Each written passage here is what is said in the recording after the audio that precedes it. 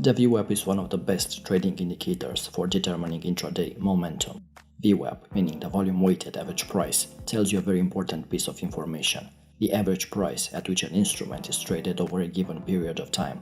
Basically, it's the total amount of money transacted during some period divided by the total amount of volume that traded over the same time frame. While VWAP is no holy grail, it's an effective instrument for differentiating between random, meaning choppy price action, and non-random, meaning trending behavior. That's why in today's video I will share how I use VWAP to time my entries, and I'll show you the precise pattern I search for when I'm day trading stocks.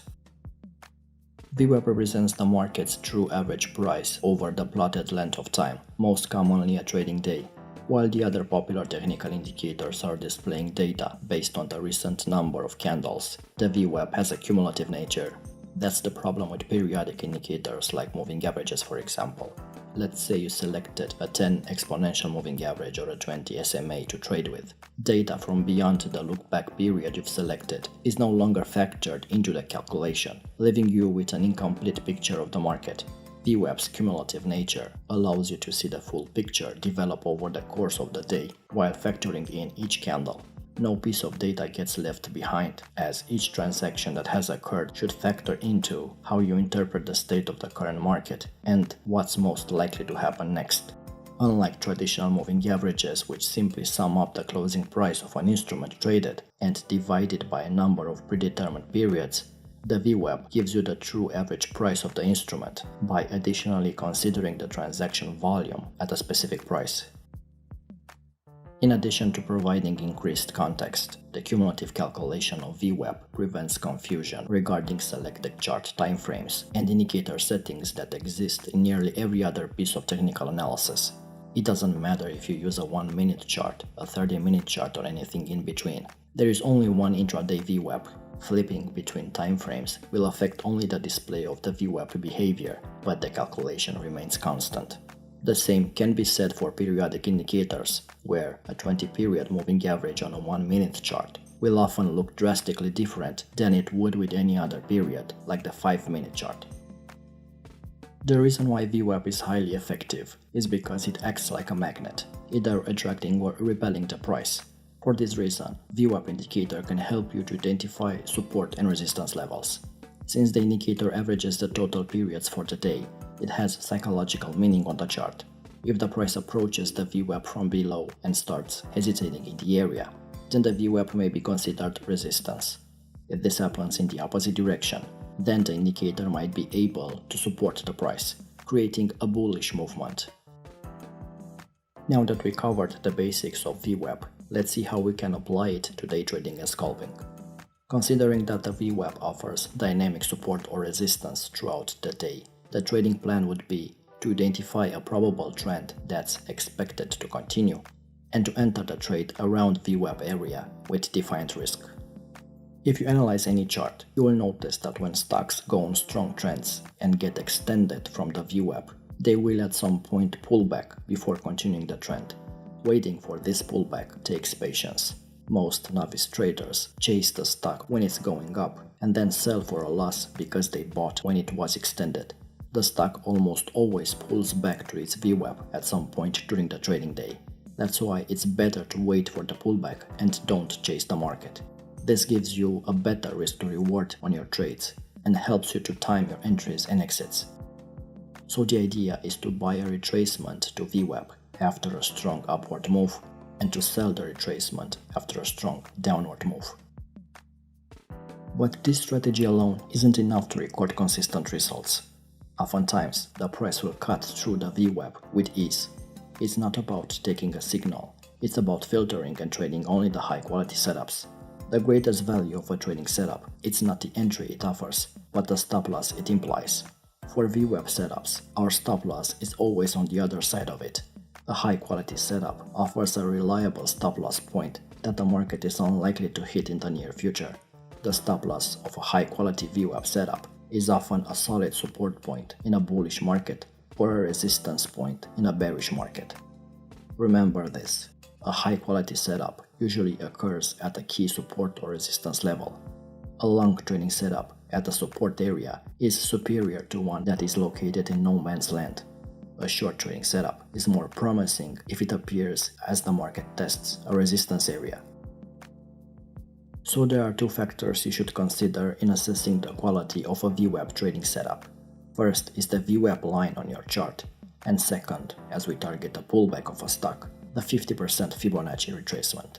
What I've found out when I was analyzing trends is that most major moves and many minor ones will eventually retrace to around the 50% level of the move. That's why I started to pay extra attention to these areas. To draw effective support and resistance levels using the concept of the 50% retracement, the key is the price move you choose. The price move must be a strong one that has momentum on its side. I primarily use only the 50% level, but for me it's an approximate 50% retrace. And that means if a valid signal forms near the 50% level, say anywhere from a 50% retrace to a 60% retrace, I will also count that as a valid retracement. Now the strategy is all about finding confluence between VWAP and the 50% Fibonacci level. For a long signal, we look for a bullish move that clears above a previous swing high with strong momentum. We mark out a retracement zone between 50% and 61.8% of the price move. And if the price falls down to the retracement zone and the VWAP offers additional support, we aim to buy a possible rejection of that area. In this example, we have a first strong upswing. We have consecutive bullish bars which rose above the last swing high. We drew the 50% and the 61.8 retracement levels of the bullish move. The area between them is the retracement zone. This sharp retracement found support at the VWAP, right in the retracement zone. The candlesticks that followed had lower shadows, implying bullish pressure. Thus, the confluence area between VWAP and the 50% zone was a valid signal and offered a high probability trade. Stop loss below the confluence area, and ideally aim for at least 1 to 1.5 risk-to-reward ratio. Please bear in mind that you should evaluate the market bias before assessing individual trading setups. The market bias trumps any individual VWAP trading setups. If you get the market bias wrong, regardless of the quality of the trading setup, it will not work out over the long run. For a short signal, look for a bearish price move that clears below the previous swing low with strong momentum. Mark out a retracement zone between the 50% and the 61.8 of the price move. And if the price rises to the retracement zone and the VWAP offers additional resistance, we aim to sell a possible rejection of that area. Here we have a bearish move that brought the market to a new low for today. With this bearish move, we drew a 50% retracement zone, which also aligned with the VWAP. As the price reached the confluence area, we had a trendline breakout which offered additional confirmation that the bears are in control of that area. Given the confluence of resistance levels and the VWAP, this trading signal was valid. More specifically, the entry timing offered by the setup was appealing. The advantage here is that the VWAP is more responsive to price movements on significant volume versus those with less money behind them. As the VWAP absorbs more price and volume data over time, it becomes more resistant to random oscillations and sudden shifts. Here are other examples of valid VWAP trades.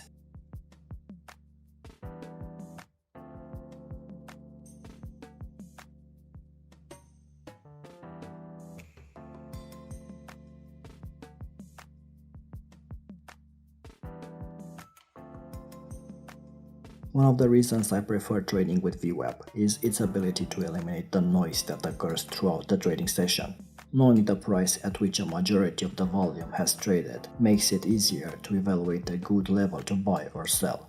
Also remember that the best setups often appear together or close to one another. By looking for a confluence of patterns, we are able to identify the high-quality setups. The point is that when you find clusters of trading setups pointing in the same direction, you find quality. An additional tip is to focus trading this setup on large cap equities with sufficient average daily volume, typically familiar names that move smoothly and follow VWAP levels. Also avoid pre and post market and the first 15 minutes after the open. VWAP tends to be jumpy and unreliable during those periods, while it establishes itself. Remember to apply money management rules when trading based on the VWAP indicator, and it wouldn't hurt to look for additional confirmation signals from candlestick patterns, chart patterns, or other price action signals. As always, if you learned something new and found value, leave us a like to show your support, subscribe to our channel, and hit the bell icon to stay notified when we upload new videos. Until next time.